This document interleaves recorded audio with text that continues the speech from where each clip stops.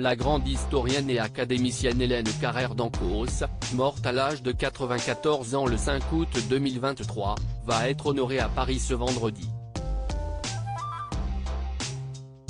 Ce sont les membres de l'Académie française qui ont fait part de l'information, relayée dans le Figaro. Le carnet du jour du Figaro du 8 août 2023 a dévoilé la date du service religieux célébré en l'honneur d'Hélène Carrère d'Ancos. Il se déroulera vendredi 11 août à 10h30 en l'église Saint-Germain-des-Prés dans le 6e arrondissement de Paris, d'après les membres de l'Académie française, dont l'historienne était la première femme secrétaire perpétuelle. Un adieu qui en précède un autre, son hommage national qui devrait avoir lieu avant la fin de l'été aux Invalides selon l'Élysée.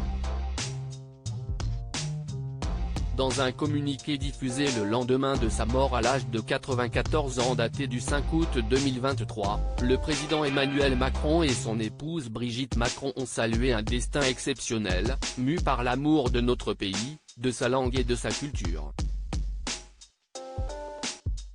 Le chef de l'État avait déjà loué samedi une historienne majeure. Comme elle, son legs est immortel, avait-il développé dans un message sur la plateforme X ex-Twitter. L'Élysée a rendu hommage dans son communiqué à une femme qui traversa son siècle, marqua l'époque, parvint à en transmettre l'histoire à des milliers de lecteurs.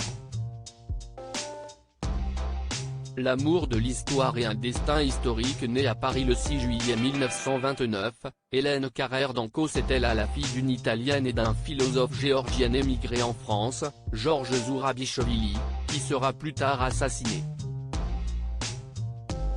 Elle a acquis la nationalité française en 1950 et épouse 2 ans plus tard Louis Carrère, dit Carrère d'Ancos. Spécialiste de la Russie, elle est l'auteure de plusieurs biographies dont celle de Lénine, Staline ou Catherine II.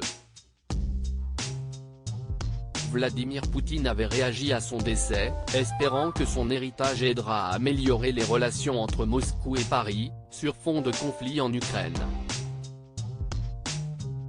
Membre depuis 1990 de l'Académie française, Hélène Carrère d'Ancos s'était opposée à la féminisation de la langue française et plus globalement à l'écriture inclusive.